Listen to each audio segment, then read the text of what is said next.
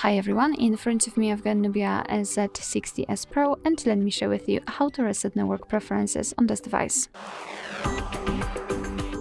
So let's start with opening the settings, and here we have to scroll down to the very bottom and find System and Update.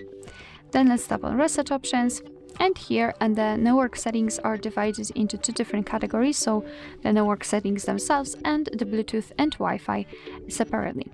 So basically the whole concept is the same in both options, so let's simply tap on the option like to reset, tap on Reset Settings. Your device will inform you that and be aware because this operation cannot be undone, and tap on Reset Settings, and here we've got the information. As I said, the same with Reset Bluetooth and Wi-Fi, so basically it depends what you would like to reset. So let's simply tap on it, tap on Reset, and we just successfully reset Bluetooth and Wi-Fi in this device. Alright, so that will be all. Thank you so much for watching. I hope that this video was helpful, and if it was, please hit the subscribe button and leave the thumbs up.